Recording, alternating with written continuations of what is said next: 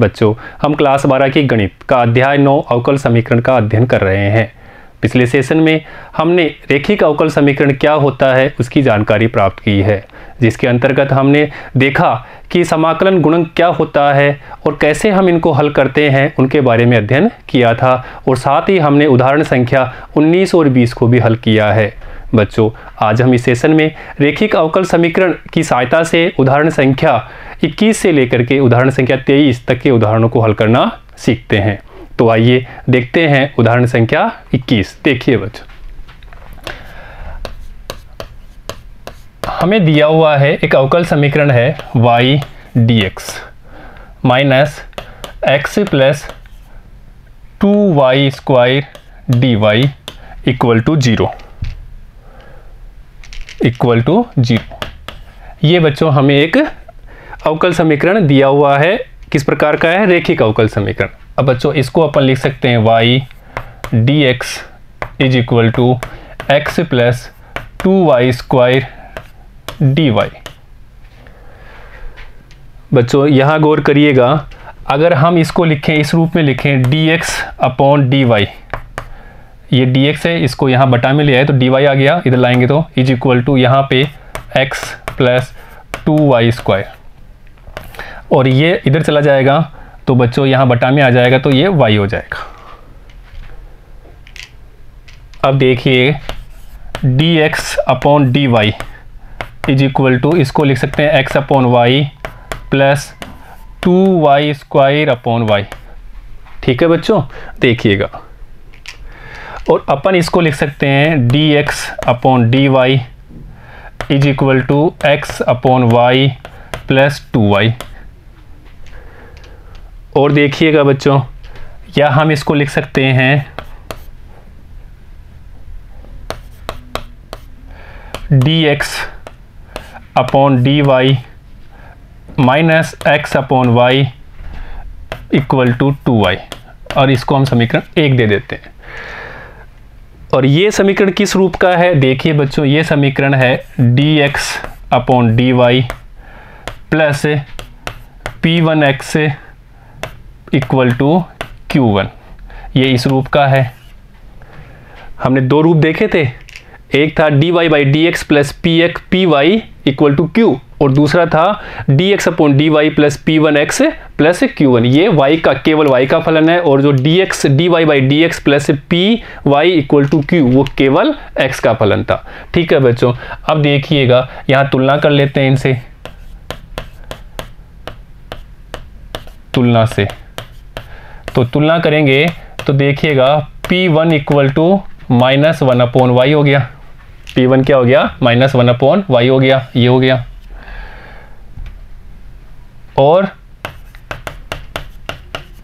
और देखो बच्चों q1 क्या हो गया अपने पास में? 2y हो गया।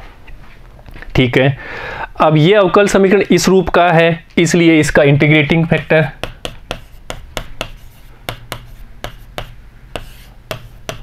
समाकलन गुणक, जिसको हम बोलते हैं IF integrating factor.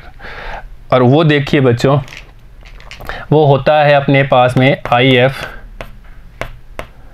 Equal to E समाकलन P dy। तो यहाँ से IF इक्वल टू E, और P का मान क्या है? Minus 1 upon Y, minus 1 upon Y D Y. देखिएगा, तो इसको लिख सकते हैं अपन, माइनस बाहर ले लेंगे तो e की पावर माइनस log y, या इसको अपन लिख सकते हैं e की पावर log 1 अपॉन वाई।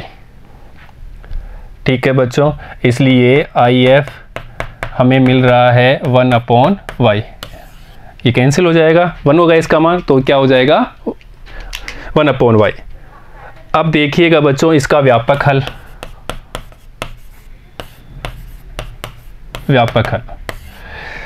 व्यापक हल के लिए हमें दे रखा है IF दे रखा है, तो ये होगा अपने x का है, तो यहाँ पे x integrating factor is equal to q1 integrating factor D Y plus C, इसको दे देते हैं अपन समीकरण 3 और ये समीकरण 4। समीकरण 3 से आई एफ का मान समीकरण 4 में रखने पर देखिएगा, समीकरण 3 व 4 से, समीकरण 3 व 4 से, तो देखिएगा x इंटीग्रेटिंग फैक्टर का मान 1/y is equal to Q1 का मान निकाला हमने 2y और इंटीग्रेटिंग फैक्टर का 1/y और ये बच्चों dy प्लस सी। समीकरण 3 से हमने IF का मान यहाँ पे समीकरण 4 में रख दिया, तो x/y इक्वल टू, ये y से y कैंसिल, ये 2 बाहर रख लिया, यहाँ पे dy प्लस कांस्टेंट। इसका समाकलन करेंगे तो x/y equal to 2y plus C. तो देखिएगा x का मान हमें x बराबर 2y स्क्वायर प्लस cy प्राप्त होता है और वही इसका व्यापक हल है। और हमारे अवकल समीकरण, रेखिक अवकल समीकरण का आंसर है। ठीक है बच्चों, तो ऐसे हम इसको कर सकते हैं। तो बच्चों एक चीज़ को ध्यान दीजिएगा, अगर हमारे पास में इस प्रकार का हो dy बाई dx, इस प्रकार का रेखिक समीकरण हो, अवकल समीकरण dy by dx plus py equal to q, और दूसरा होगा dx अपॉन dy, इसके बारे में पिछले सेशन में पढ़ चुके हैं, पर कंपेयर आना चाहिए तभी हमें, क्योंकि यहाँ इंटीग्रेटिंग फैक्टर ही गलत हो गया, हम ये तुलना करते हैं वही गलत हो गया तो आंसर आएगा ही नहीं। तो देखिएगा dx upon dy plus p1x equal to q1। यहाँ तो केवल x के फलन है, केवल x का फलन, और यहाँ पे केवल y का फलन।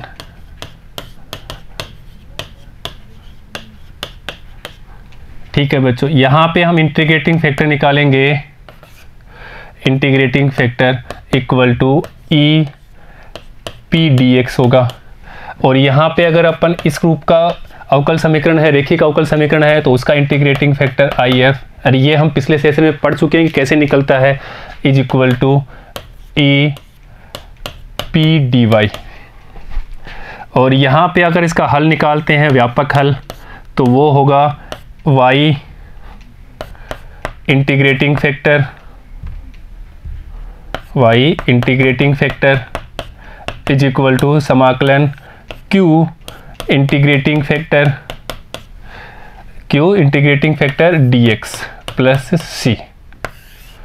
और इसका अगर इस रूप में है रेखिक समीकरण हमारा, तो उसका हल होगा व्यापक हल x into integrating factor, x into integrating factor is equal to, यहाँ पे क्या था q1 था, तो q1 इंटीग्रेटिंग फैक्टर, और किस में होगा ये dy में, तो dy और ये कांस्टेंट। तो बच्चों ये हमें अंतर पता होना चाहिए कि अगर इस रूप का है dy by D x plus P y बराबर q, अगर इस रूप का है तो हमें उसका इंटीग्रेटिंग फैक्टर ये होता है, और अगर इस रूप में है तो उसका इंटीग्रेटिंग फैक्टर ये होगा, और उसका हल ये होगा व्यापक हल, अगर ये है तो उसका व्यापक हल ये होगा।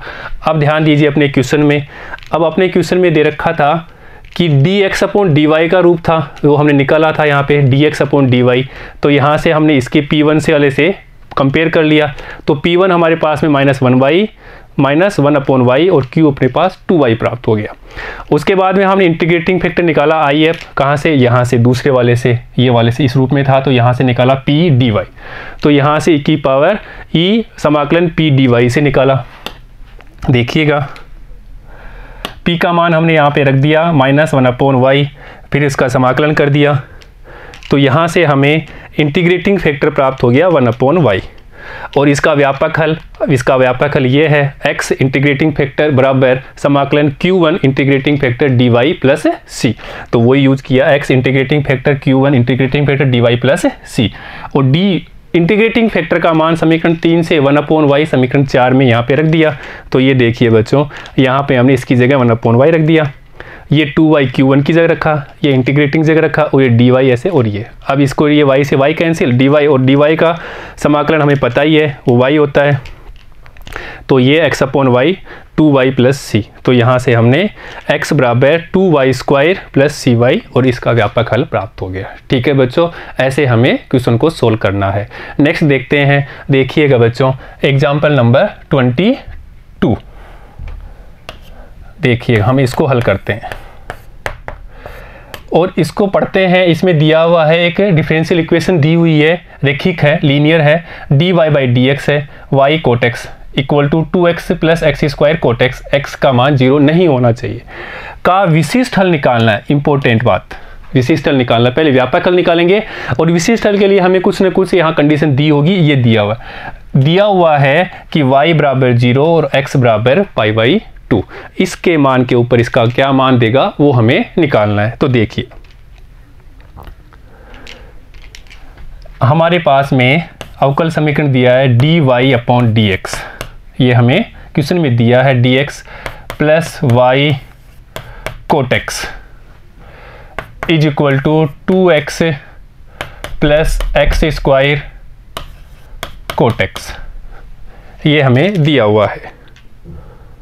और ये बच्चों देखो dy by D x plus y cot x, तो ये हमारा x केवल x का फलन है, तो इसको हम समीकरण 1 दे देते हैं, समीकरण 1। और इसकी तुलना हम कर लेते हैं dy by D x plus P Y equal to q से। तो देखिएगा बच्चों तुलना करते हैं यहाँ से, तो हमें p बराबर तो मिलेगा कोट एक्स एंड q बराबर देखो 2x plus x square cot X मिल रहा है। ठीक है बच्चों, तो ये dy by D x plus P Y equal to Q, तो p अपने पास में हो गया कोट एक्स और q अपने पास में हो गया 2x plus x square cot x. अब देखिएगा, अब हम इसका निकालते हैं समाकलन गुणांक इंटीग्रेटिंग फैक्टर। देखिए इंटीग्रेटिंग फैक्टर के लिए ये होता है dy बाई डी एक्स है, इसलिए e समाकलन यहाँ पे आएगा अपने पास में p dx, और p का मान हमें पता है, यहाँ से रख देंगे p का मान, ये यहाँ से ये मान यहाँ से यहाँ रख देंगे, तो e p का मान यहाँ रखा तो ये हो गया कोट एक्स dx। और कोट एक्स का समाकलन हमें पता होता है, वो होता है log sin x, तो यहाँ रखेंगे e की पावर log sin x, ये 1 हो गया, इसलिए integrating factor equal to sine X मिल गया हमें। इसको दे देते समीकरण 3। और इसका व्यापक हल हमें पता है, इस रेखिक अवकल समीकरण का व्यापक हल वो होता है, देखिए यहाँ से y integrating factor is equal to समाकलन q integrating factor dx plus c। और समीकरण 3 और 4 से देखिए बच्चों, समीकरण 3 से इंटीग्रेटिंग फैक्टर if का मान समीकरण 4 में रखने पर, समीकरण 3 व 4 से, 3 व 4 से, तो यहाँ रख देते हैं अपन ये y ऐसे के ऐसे, इंटीग्रेटिंग फैक्टर रखते हैं अपन sin x is equal to q, और q का मान देखिए बच्चों क्या है, यहाँ पे देखो qx है 2x plus x square cot x, qx क्या है अपने पास में यहाँ पे, और देख लो 2x plus x square cot x, तो यहाँ पे रख देते हैं q की जगह 2x plus x square cot x. ये किसका मान रखा, ये q का।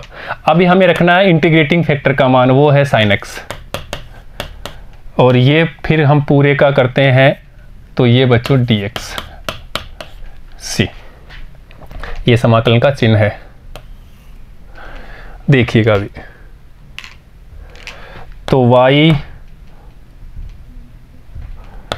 y sine x is equal to, देखिएगा पहले इसके साथ करते हैं, तो 2 साइन एक्स को मल्टीप्लाई करते हैं 2x sine x plus x square.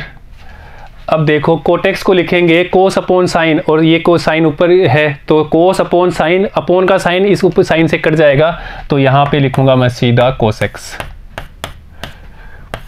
ये बच्चों dx।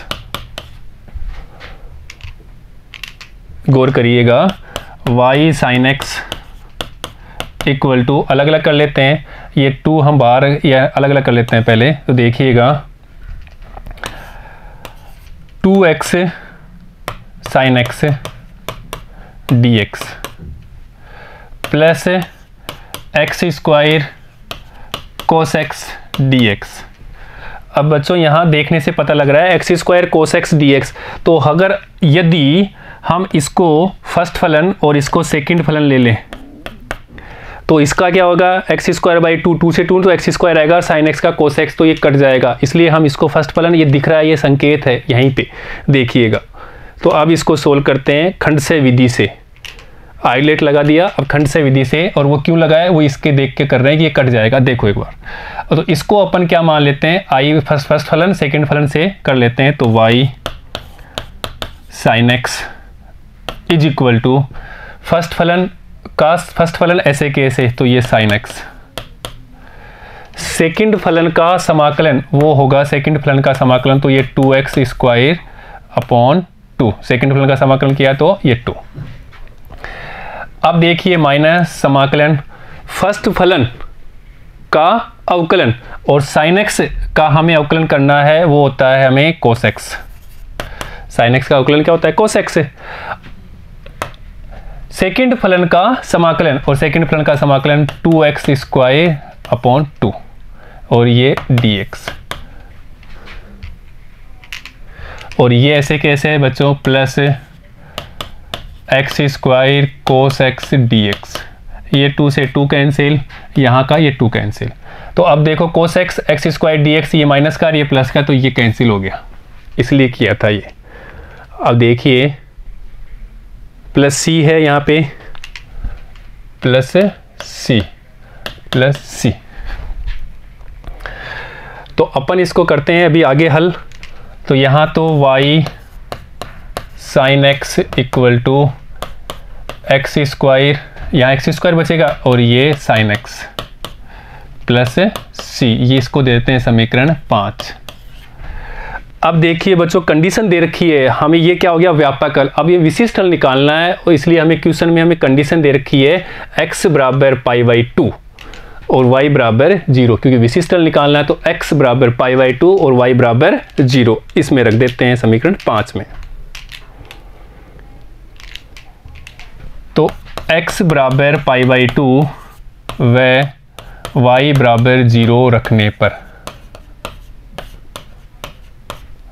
यहाँ पे रख दिया, तो y 0 रखा तो ये 0, फिर पाई बाई 2 रखें तो 0 ही होगा ये तो, या लिख दो इसको साइन पाई बाई 2। यहाँ पे देखिए x की जगह हम रखेंगे पाई स्क्वायर बाई 4, तो यहाँ लिखा हमने पाई स्क्वायर बाई 4, और साइन की जगह लिखेंगे साइन पाई बाई x की जगह पाई बाई 2 प्लस सी। तो बच्चों ये तो 0 हो गया, तो 0 equal to pi square by 4, और इसका मान भी 1 हो जाएगा, प्लस सी। तो c इक्वल टू हमें c का मान c बराबर माइनस पाई स्क्वायर बाई 4 मिल गया, समीकरण 6। ये हमें c का मान स्वेज अचर का मान मिल गया, और इस स्वेज अचर का मान हम समीकरण 5 में रखने पर, तो समीकरण 5 व 6 से, समीकरण 5 व 6 से, समीकरण 6 से c का मान समीकरण 5 में रखने पर देखिएगा, तो y sine x is equal to x square sine x, x square sine x, और पाई की सी की जगह यहाँ रखेंगे माइनस पाई स्क्वायर बाई 4। ठीक है बच्चों, और यही इसका विशिष्ट हल है।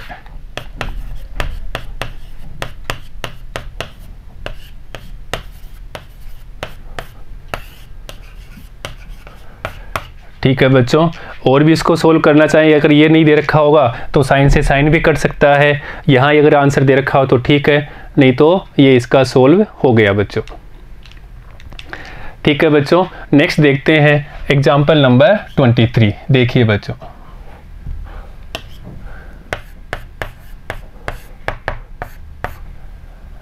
बिंदु दे रखा है, हमें पॉइंट दिया है, कौन सा है, 0 1, अर्थात x बराबर 0 और y बराबर 1, ये हमें प्रतिबंध दिया है, कंडीशन दिया है।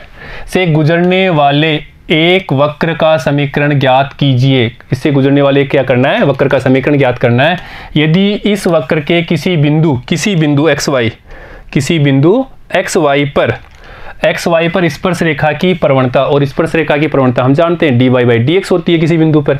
ठीक है बच्चों, ये हमारे पास में कोई x, ये x डैश y डैश, ये वक्र कोई भी हो गया। इसके यहाँ पे स्पर्श रेखा की प्रवणता हमें क्या होती है, dy/dx होती है। तो ये हमें बता रखा है, ये हम जानते हैं। तो देखिएगा, अब आगे दे रखा है वो देखिए पढ़ते हैं। उस बिंदु के x निर्देशांक x ही है, भुज है, तथा x निर्देशांक और y निर्देशांक, y क्या कोटि है, के गुणनफल, अर्थात एक x निर्देशांक और दूसरा y निर्देशांक, x और y निर्देशांक के गुणनफल के योग के बराबर है। वो किसके बराबर है, dy/dx, स्पर्श रेखा। अर्थात प्रश्नानुसार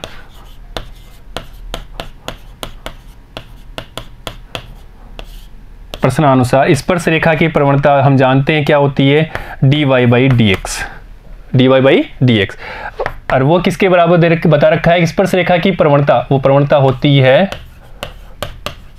स्पर्श रेखा की प्रवणता = dy/dx होती है, ये हम जानते हैं। और वो किसके बराबर दे रखी है, बिंदु x निर्देशांक भुज तथा x निर्देशांक और y निर्देशांक के गुणनफल के योग के बराबर, अर्थात इसके बराबर होती है, = x + xy। ये हमें दिया हुआ है। अब देखिए बच्चों, ये एक अवकल समीकरण हो गया, रेखिक अवकल समीकरण, प्रथम कोटि प्रथम घाट का, तो रेखिक अवकल समीकरण हो गया। और बच्चों इसको हम लिख सकते हैं dy/dx माइनस xy = x, समीकरण 2। अब यहाँ पे गौर करो बच्चों, इसकी तुलना हम करते हैं dy/dx प्लस py = q से। इसलिए समीकरण 2 व 3 से तुलना करने पर, समीकरण 2 व 3 से तुलना करने पे, तो p = इसलिए p का मान क्या प्राप्त हो गया बच्चों, p = यहाँ पे -x। ऐसे ही और q का मान देखिए, और q = हमें क्या मिल रहा है बच्चों, x, q = x और p = -x। अब देखिएगा, समाकलन गुणांक निकाल लेते हैं, समाकलन गुणक,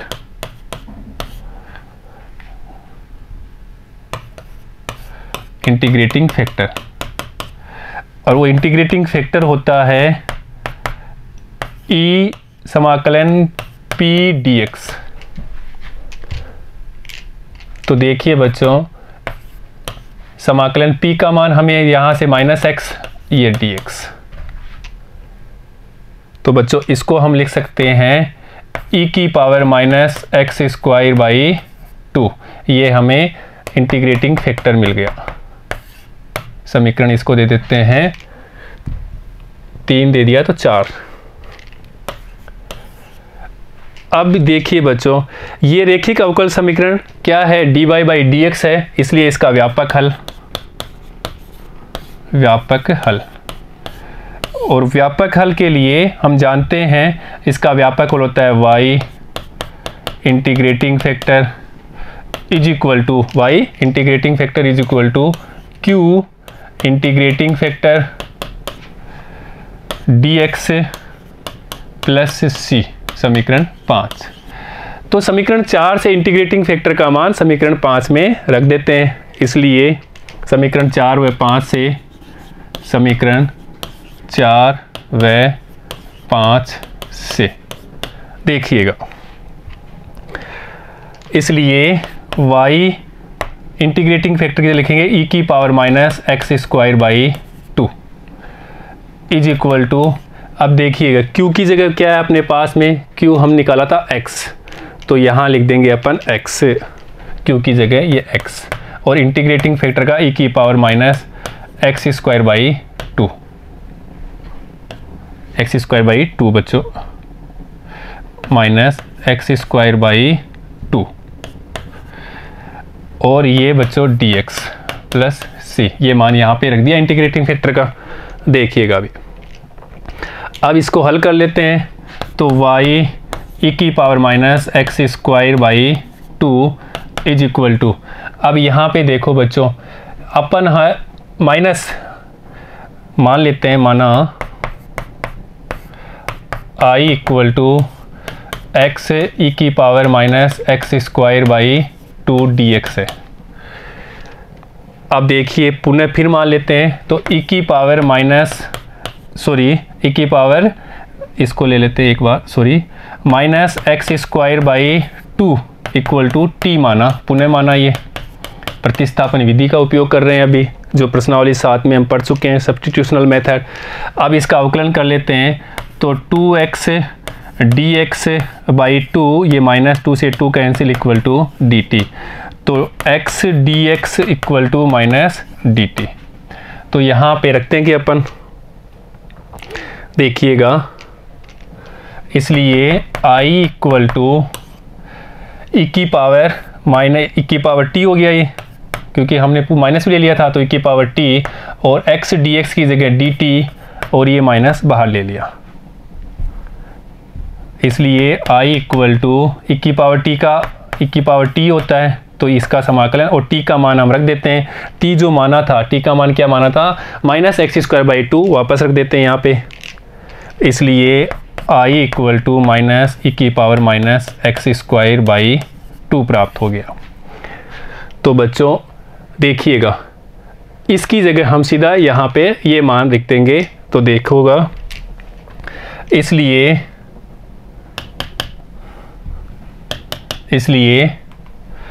y यहाँ से अपन कर लेते हैं, इधर से y e की power minus x square by 2 is equal to समाकलन x e की power minus x square by 2 dx plus c, और इसका मान हम निकाल चुके हैं यहाँ से, इसका मान यहाँ से अपन निकाल चुके हैं, माइनस e की power minus x square by 2, वो यहाँ रख देते हैं अपन। तो देखिए ये y e की power minus x square by 2 equal to, यहाँ पे रख देंगे अपन माइनस e की power minus x square by 2 plus c। तो बच्चों y इज इक्वल टू, इसका भाग दे देंगे यहाँ पे, तो माइनस, ये भाग देंगे तो ये कट जाएगा, -1 प्लस c e की पावर ऊपर चला जाएगा, तो ये एक्स स्क्वायर बाई 2 मिल जाएगा। इसको दे देते हैं समीकरण, यहाँ पे कितना दिया था, 5 तक दिया था, 6 दे देते हैं इसको, समीकरण 6। अब हमें जो कंडीशन दी है, प्रतिबंध दिया है, उसको देखते हैं, और कंडीशन में हमें दिया है x बराबर 0, ये क्या हो गया, ये एक उसका कुल का समीकरण प्राप्त हो गया, वक्रों के कुल का समीकरण, ये वक्रों के कुल का समीकरण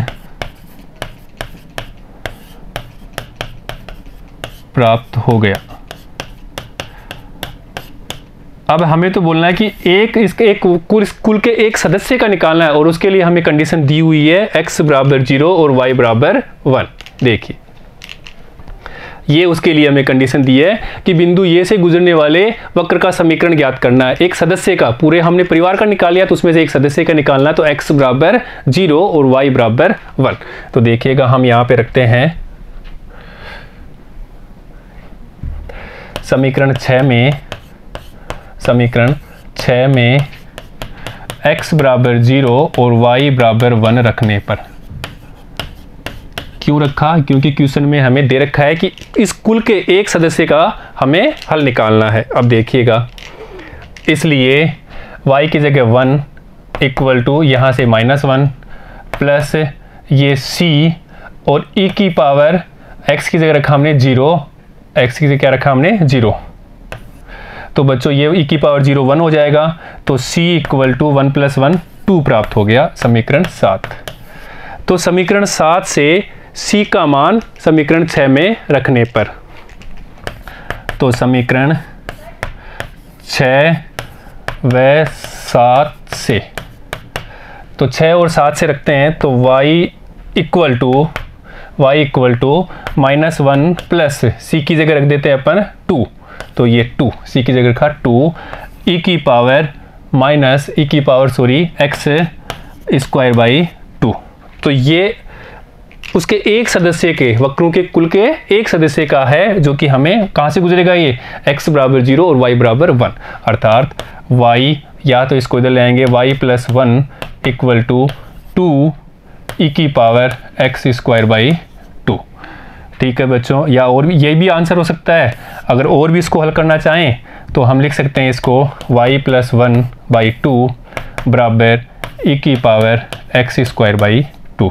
ये उसका विशिष्ट हल है।